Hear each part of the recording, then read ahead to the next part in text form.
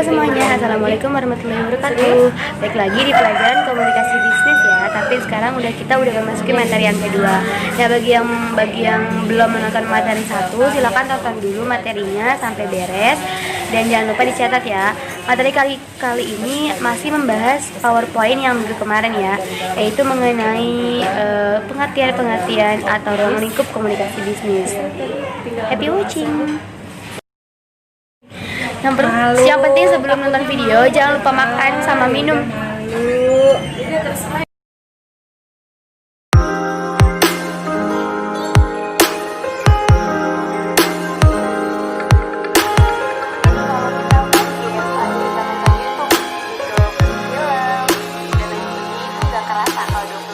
Tapi kalau 20 menit dipakai karena penjelasan video pembelajaran kayaknya paham jadinya. Pengirim mengubah ide menjadi suatu pesan. Nah, si ide yang tadi pengertian komunikasi bisnis itu saya rangkum dan saya kemas sedemikian. Nah, bukan hanya menerima pesan aja, tapi teman-teman juga harus mendengarkan, menyimak, dan dicatat yang penting-pentingnya. Ini berhubungan dengan gitu.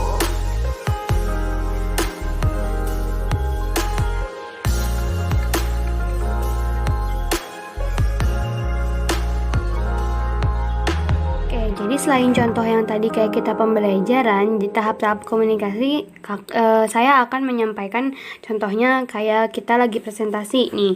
Ya, kembali lagi ke nomor yang pertama. Misalkan kita ada presentasi mempresentasikan mengenai barang atau produk yang akan kita keluarkan seperti itu. Nah, yang pertama, tentunya kalau kita mau presentasi itu harus ada ide atau gagasan apa yang akan kita bicarakan. Nah, itu. Lalu yang kedua, mengubah si ide atau gagasan tersebut menjadi pesan gitu. Contohnya membuat slide PowerPoint dan merangkai kata-kata apa aja yang harus disampaikan biar nggak ngelantur kemana-mana kayak gitu. Lalu yang ketiga, pengirim menyampaikan pesan. Ini disampaikan si presentasi dengan cara presentasi di depan para karyawan yang lain. Misalkan kita posisikan kita sedang berada di sebuah perusahaan, misalkan seperti itu. Lalu yang keempat, penerima menerima pesan. Nah, kita pastikan audiens atau pendengar itu menerima pesan kita dengan baik gitu. Salah satu cara untuk mengecek audiens menerima pesan kita atau tidak itu sesekali kita menyampaikan bukan menyampaikan tapi berkomunikasi ringan dengan audiens gitu, kayak ngobrol gimana, paham atau sampai sini ada yang mau ditanyakan. Biasanya guru kan kayak gitu. Nah, tapi ini berbeda lagi kalau misalkan di perusahaan juga nggak apa-apa kayak gitu. Nah, lalu yang nomor 5, penerima menafsirkan pesan. Nah, tentu saja setelah audiens menerima pesan harus menafsirkan pesan biar nggak salah arti. Kalau misalkan ada yang belum paham, kita setidaknya harus menjelaskan kembali gitu biar tidak salah arti seperti itu.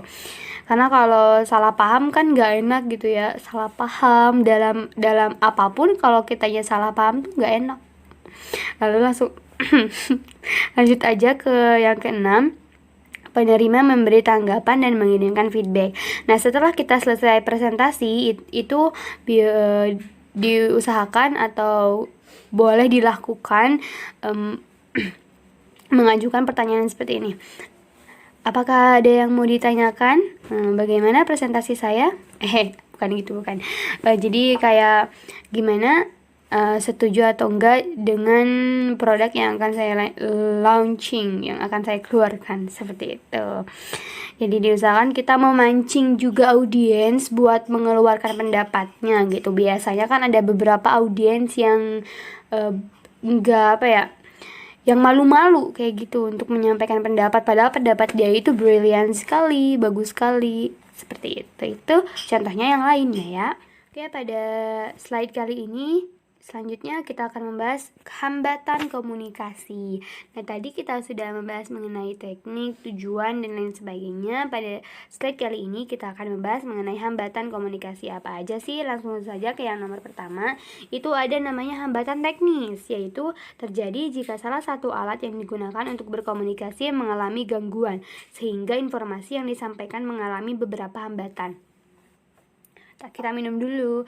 Yang lain walaupun kalian di rumah tetap harus makan dan minum ya, jangan lupa. Mau nontonnya sambil nyemil juga nggak apa-apa,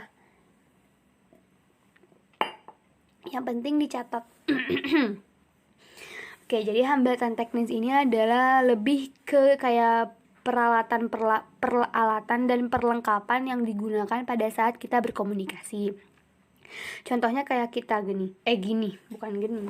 kayak kita hambatan komunikasinya ada beberapa siswa yang tidak memiliki handphone, atau ada yang memiliki handphone tetapi gak ada kuotanya, ada yang punya kuota tapi jaringannya lemot. Nah, ini adalah salah satu contoh dari hambatan teknis.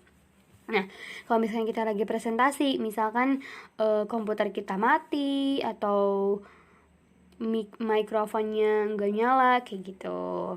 Lalu lanjut aja ke hambatan yang kedua, yaitu hambatan semantik. Apa itu semantik? Semantik adalah studi yang atas pengertian yang diungkapkan lewat bahasa, atau suatu pesan yang kurang jelas akan tetap menjadi tidak jelas jika disampaikan dengan bahasa yang kurang tepat.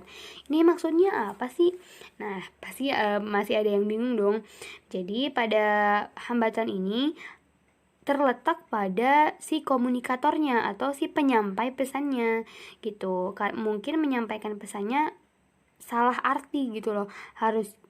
Harusnya menyampaikan arti dari komunikasi, tapi malah menyampaikan arti bisnis gitu, dengan bahasa yang tidak dipahami oleh para pendengar kayak gitu. Itu adalah hambatan semantik. Jadi artinya tuh kemana-mana, nggak nyambung dengan intinya kayak gitu. Lanjut ke nomor yang ketiga, yaitu hambatan manusiawi. Manusiawi ada terus ya, karena memang komunikasi berhubungan dengan manusiawi. Apa sih ini?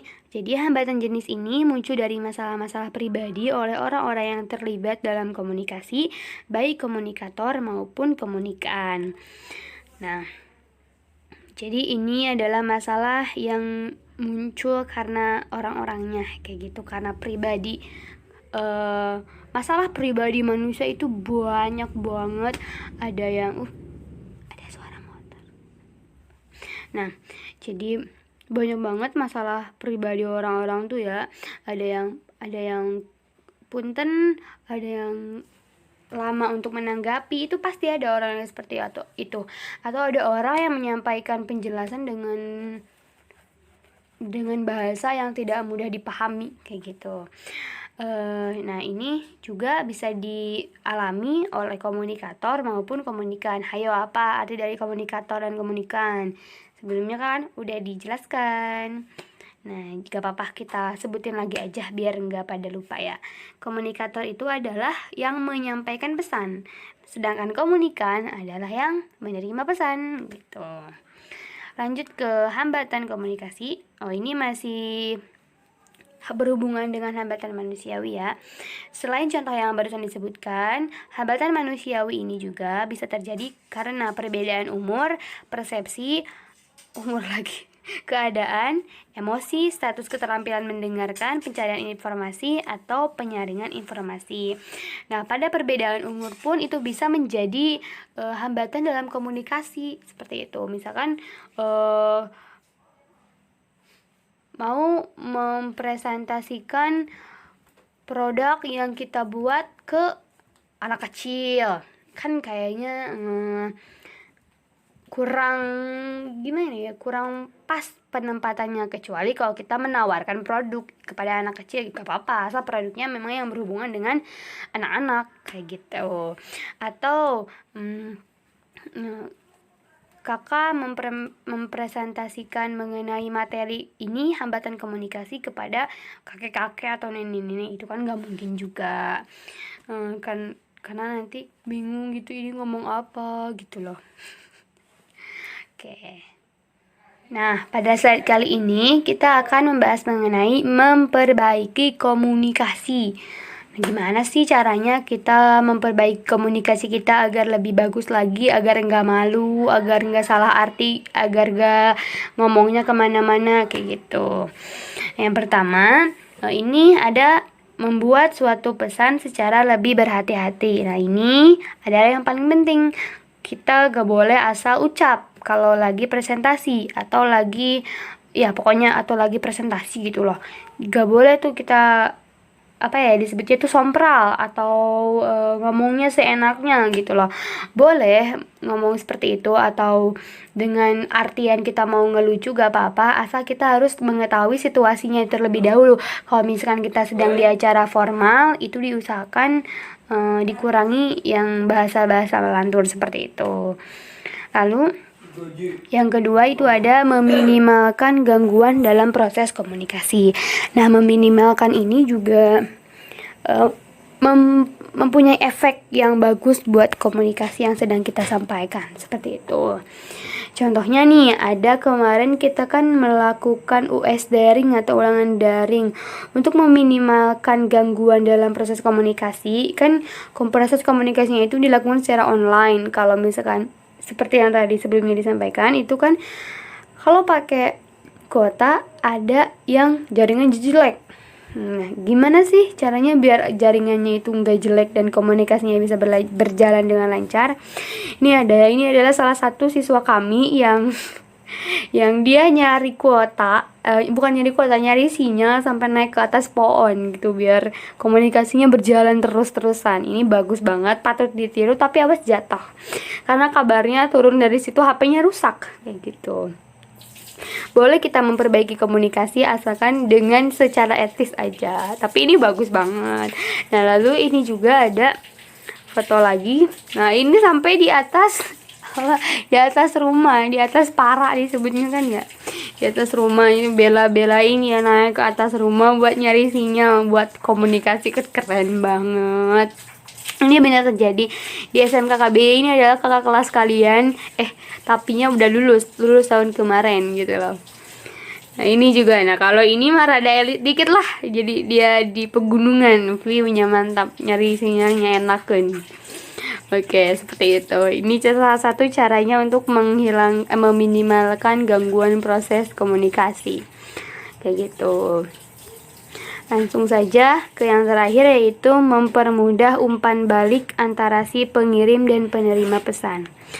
Nah, ini juga patut kita ketahui gitu ya.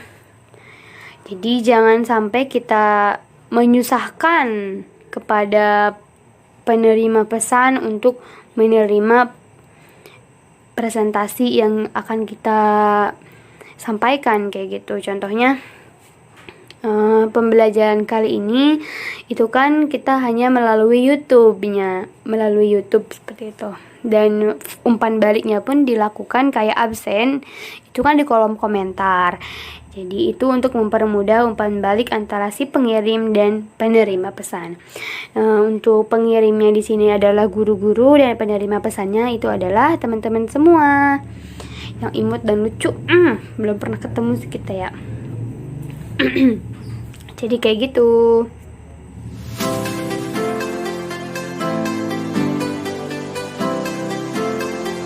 Oke guys, jadi sebelum kita lanjut ke materi berikutnya, kita harus minum dulu. Kalian juga di rumah minum dulu ya. Ini kita beli Bloomat, yang mana yang ini aja. Kita lihat ada apa aja ya.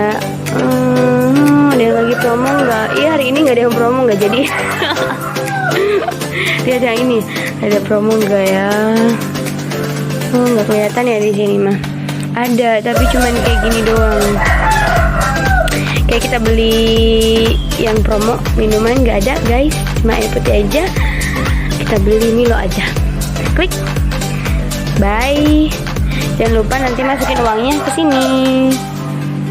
Oke, jangan lupa minum.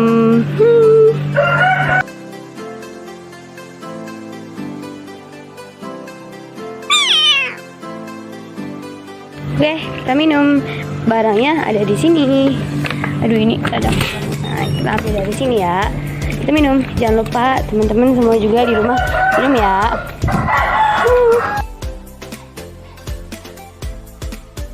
Oke, pada slide kali ini kita akan membahas mengenai ini kesel kayaknya anak kecilnya ya. Kita akan 5 tips mudah mengatasi kesulitan berkomunikasi. Jadi saya akan memberikan tipsnya. Yang pertama, itu memberikan waktu dan perhatian dalam percakapan penting. Nah, jadi kalau misalnya kita lagi bercakap-cakap penting atau membahas sesuatu yang sangat urgent, itu kita harus ada waktu dan perhatiannya. Jadi kita mendedikasikan diri kita untuk percakapan penting tersebut, kayak gitu. Lalu lakukan kontak mata dengan lawan bicara. Ini lawannya kehalangan kamera ya, gitu. Nah, jadi kalau misalkan kita sedang berkomunikasi dengan orang lain, itu diusahakan melakukan kontak mata. Nah, kontak mata di sini berarti kita tuh tatap-tatapan gitu, menatap, ngomong sambil natap, berbicara sambil menatap gitu, menatap mata, tapi jangan ke satu orang aja gitu loh natapnya, nanti disangkanya apa gitu, bucin anak zaman sekarang kan bahasanya gitu ya, bucin. Nah, jangan kayak gitu, tapi kita menatapnya kesini ke berbeda orang, jangan enggak ke satu orang aja, seperti itu. Dan menatap matanya sambil tersenyum gitu, diusahakan bukan biar baper, tapi biar dianggap gitu lagi mendengarkan. Kitanya juga jadi enak kalau misalkan lagi ngomong terus ngelihat ke orang yang mendengarkan sambil tersenyum, itu kan enak gitu. Jadi komunikasi juga lancar. Nanti kita cobain ya. Semoga aja pandemi ini cepat beres, jadi kita bisa praktek berkomunikasi bisnis kayak gitu. Nah, kalau misalkan ada kan pasti yang gak pede buat berbicara di depan, ada dong pasti. Ada yang berbicaranya ke depan, misalkan kakinya gerak-gerak, kepalanya nunduk, terus ada yang kayak es batu, diem aja. Ayo, siapa yang kayak gitu? Ngaku pasti ada, pasti. Nah, untuk mengatasi, kakak, aduh aku malu, boro-boro ngeliatin mata orang lain yang di depan kita, ngomong aja balelol kata gitu misalkan contohnya. Kalau misalkan gitu, kita harus tetap meningkatkan kepercayaan diri kita. Percaya diri adalah number one. Jadi kalau kita udah pede, kita mau ngomong apapun di depan itu insya Allah mudah gitu. Soalnya ini adalah pengalaman saya sendiri gitu. Jadi harus percaya diri, baru kita akan lancar dalam berkomunikasi. Kalau misalkan bener-bener nggak bisa natap matanya, asik, bener-bener nggak bisa nih lihat matanya, kalau ketemu mata kan kayak berbicara seluruh badan gitu ya, merinding. Mungkin ada yang memiliki perasaan kayak gitu. Kalau nggak bisa berkontak mata, itu teman-teman bisa ngeliatin di jidatnya, tapi bukan jidatnya banget, di antara kedua alis. Nah, itu gak apa-apa, ditatap itunya aja, jadi gak kena mata banget gitu. Lalu yang selanjutnya, menggunakan bahasa tubuh yang baik saat berbicara. Bahasa tubuh adalah gerakan-gerakan diri kita kayak gitu. Kalau misalkan lagi ngomong nih di depan, tangannya digerakin, tapi jangan joget-joget juga, digerakin dengan selayaknya aja orang berbicara. Nanti akan ada videonya, kita akan insya Allah sama kakak aja kayak gitu. Jadi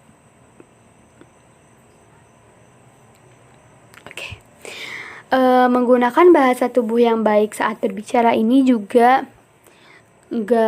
contoh buruknya, misalkan ini pasti dialami oleh awal-awal maju ke depan kelas. Kayak tadi disampaikan, diem, kaki suka nari-nari, atau kalau yang perempuan itu mengibas-ngibaskan roknya, teh gening, itu pasti kebayang.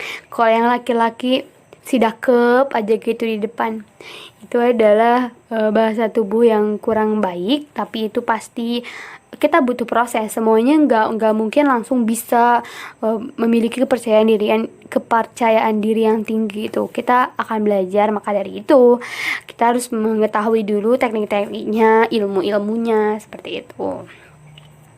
Lalu mendengarkan itu perlu, ini bener banget.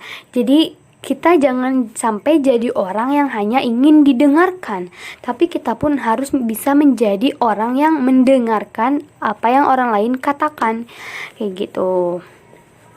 Jangan sampai menjadi pribadi yang egois. Mendengarkan itu perlu, karena dari mendengarkan kita akan belajar, baik buruknya, kayak gitu. laju.